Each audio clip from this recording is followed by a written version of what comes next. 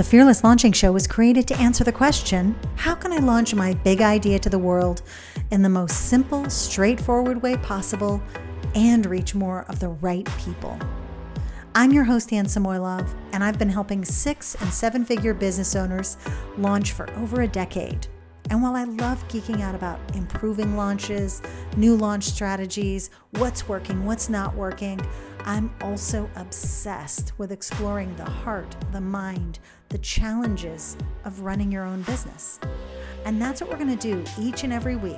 I want to show you how to launch that course or coaching program or other creative work and navigate the journey of being an online entrepreneur. So if you're ready for some new perspectives, some new stories around launching, well, I can't wait to share those with you. Let's get into today's episode.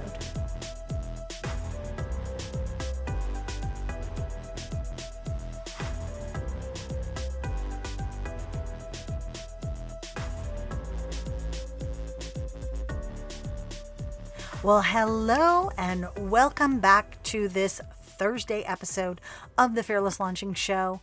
Earlier this week, we talked about repurposing your content in our Monday/Tuesday refocus session in order to create new content for your business. So I hope you listened to that. And if you didn't, head back over there and listen to it. It's a really quick one, my quickest ever. I'm very proud of that fact that I shut the heck up. Anyways, I hope you listened to that and found some unique ways to stop starting with the blank page or blank screen, rather. So today, we're going to talk about different ways to repurpose specifically your online courses and digital products. I mean things that you sell, so you can make new courses and new digital products or physical ones to also sell. So repurposing old online courses can be such a great way to maximize the value of the content you've already created. I mean, you've created it already, right? Sometimes it just needs to be repackaged up and sold in a different way or sold in a different group. So let's go through some of the ideas for repurposing your old online courses that I've got here. I think I've got like 15. Okay. I'm getting all excited, getting all my sniffles out. Okay. So first, this is kind of the one that's been on my mind the most, just based on how much content I have and how many online courses I've made over the years, is to create mini courses. And let me start with a story. My daughter, Mila, she's got a lot of opinions, and she actually said, wow, so someone would buy this for X thousands of dollars? Wow, I don't know if that's really going to work for Gen Z, because we'll just go look it up on YouTube, or we'll just go buy really a much cheaper version. I'm like, that's interesting. So I was like, okay, listen to the generation, okay, that you're living with, and see how you can apply that. I think in this case, that comment really depends on who your ideal customer is. If your ideal customer is someone who's Gen Z and looking to learn X, Y, or Z, then yes, that information is for you.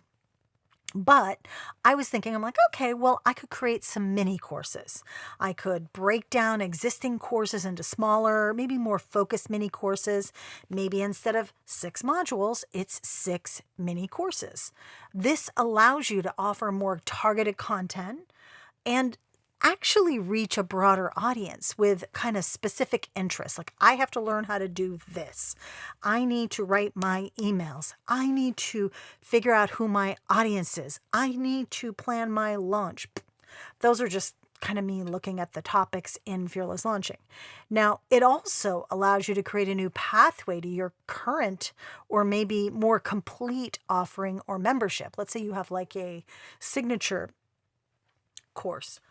It gives people a taste of what you do. Some people sell exclusively mini courses, but you don't have to. You just want to be really clear on why you're doing it. If you plan to still sell the bigger course that these mini courses belong to, maybe only choose 1 or 2 that get sold separately. All right, number 2, you want to turn written content into ebooks. Okay, so if your course contains written materials, say workbooks, say cheat sheets, say ebooks or PDF guides, why not sell them Or you could give them away, I suppose, as lead magnets to build your email list. But let's just say you could take the transcript of your videos. That's written content that maybe your current customers have access to.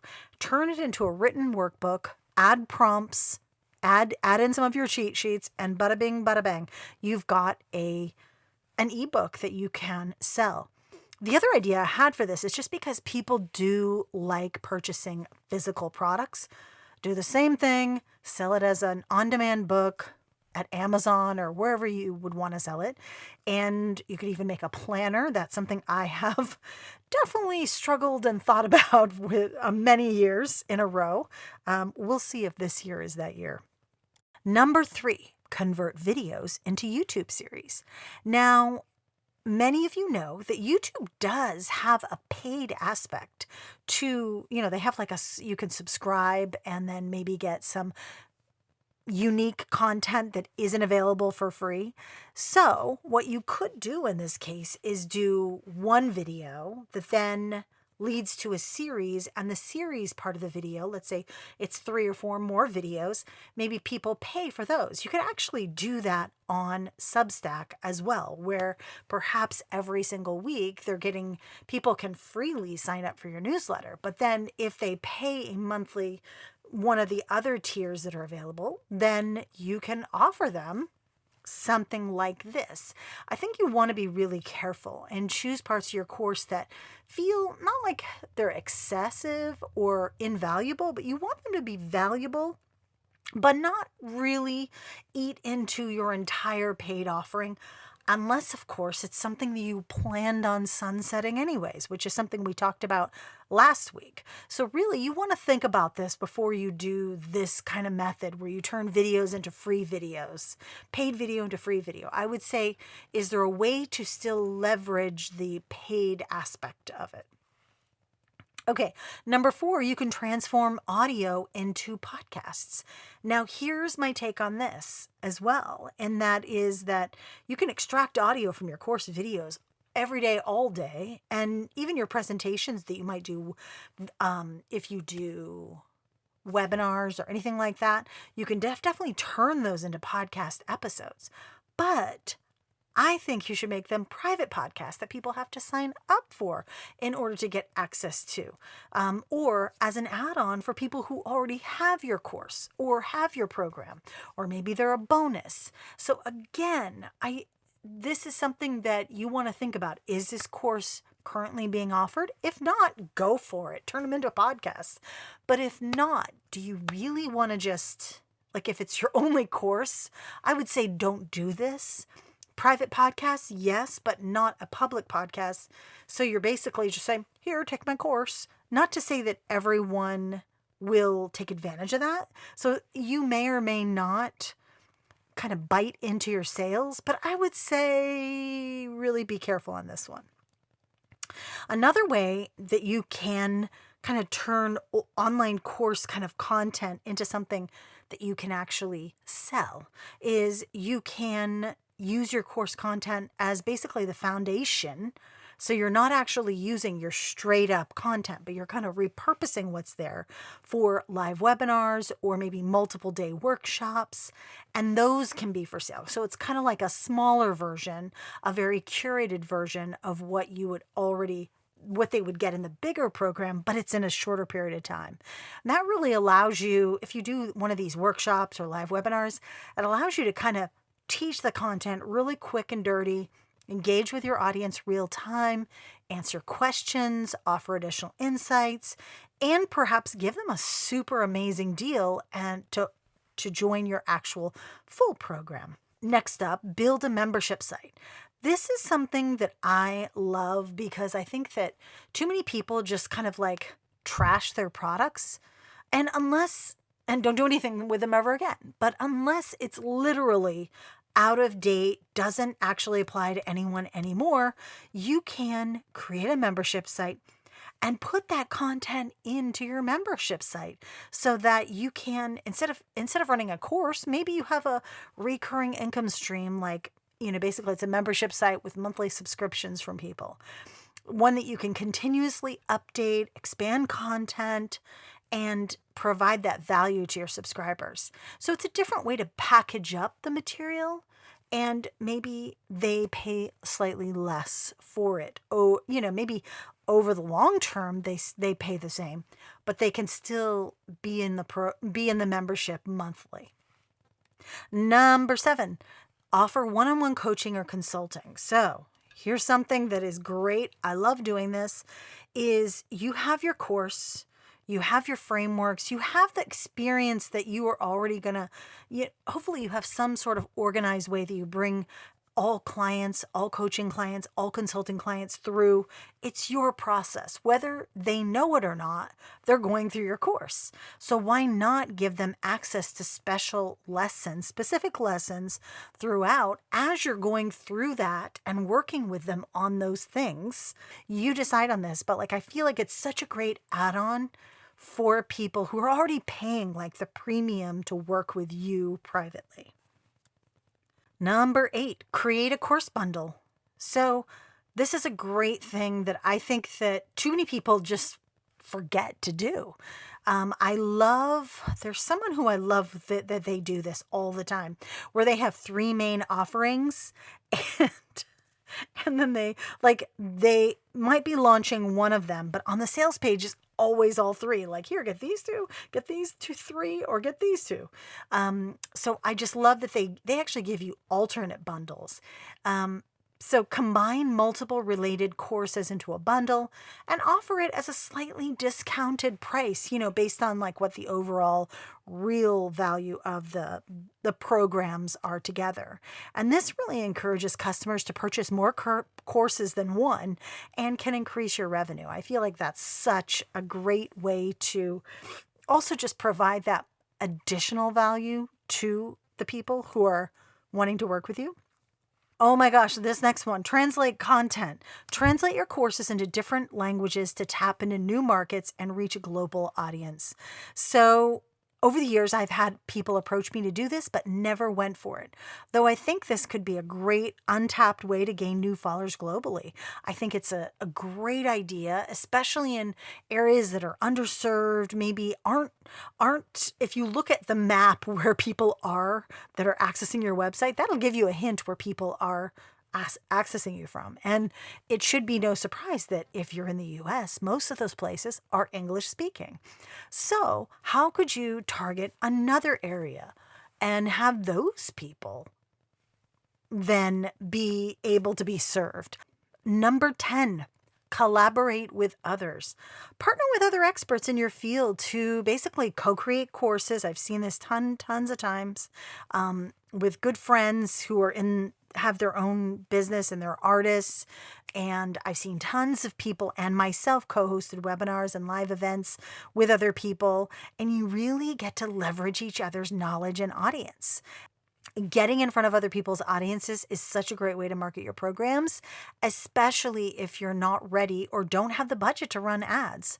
Partnering with people is also just a great way to get your offer in front of new people and start really getting it and kind of jump the trust fence where they already trust that person. And now because you're friends with that person, you kind of it's like a shortcut to really getting to know another person's audience. One of my favorite collaborations in terms of courses is Copy Cure with Marie Forleo and Laura Belgray. Number 11, repackage for different platforms. Repackage content into formats suitable for different paid platforms like LinkedIn Learning, Udemy, or Skillshare, or there's many other ones so you can reach a broader audience. Have you looked into putting your courses on different platforms like these? I know that there are lots of guidelines to doing so I would definitely look at them first. Make sure you understand, can you sell the content there and other places? That would be my main thing to kind of look up for you. But why not? If you've got a mini course that you want to try to get sold, okay?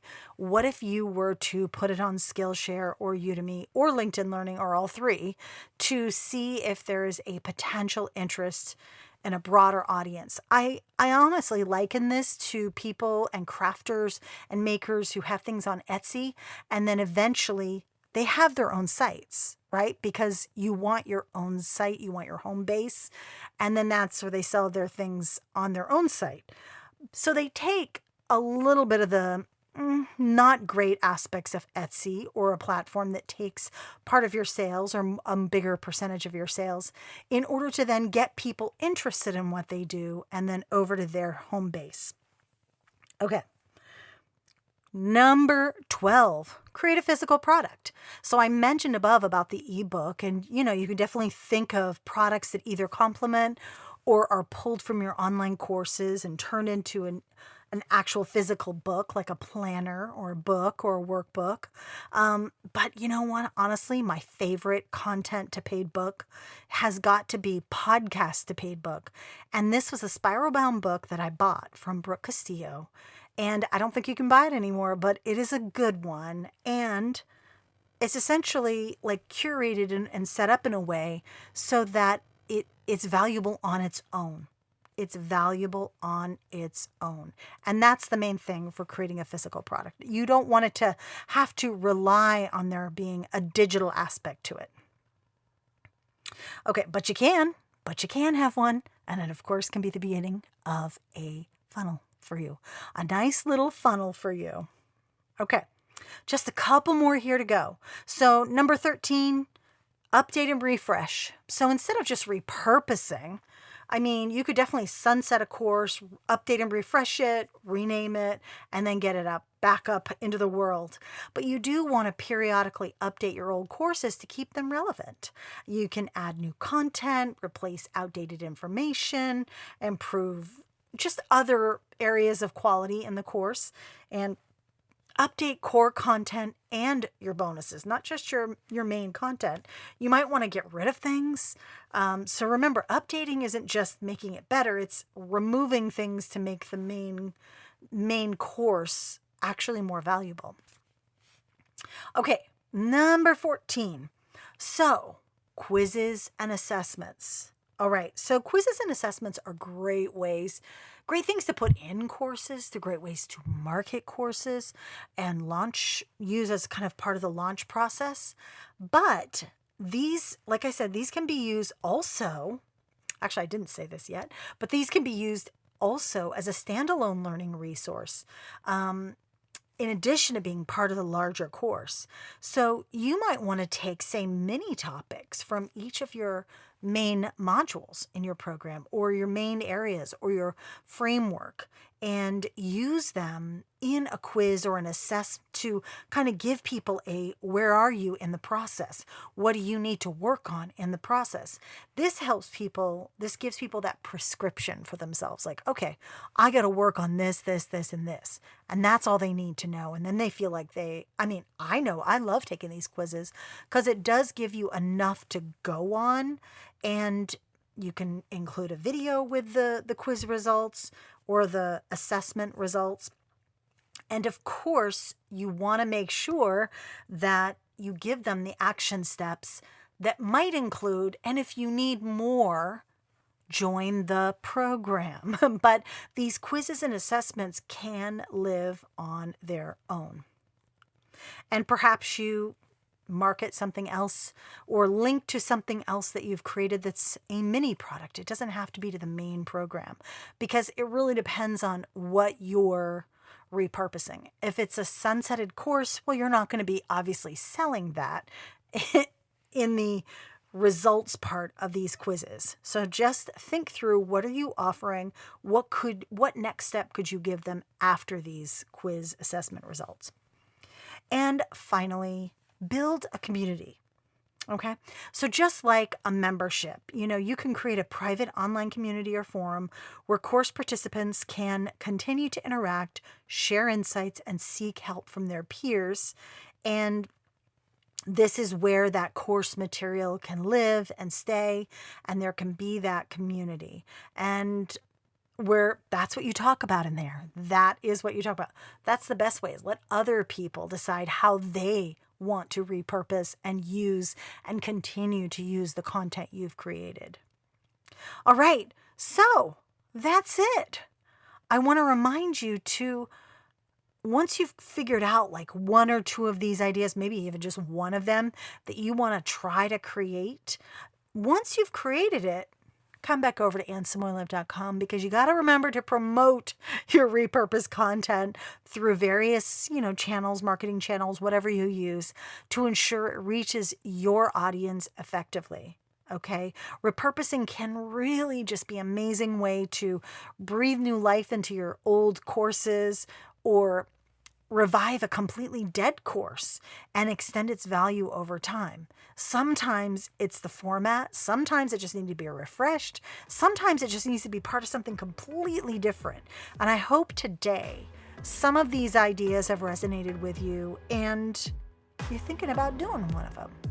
All right? All right. Okay. Have a great rest of your week, and I will for sure see you on Monday.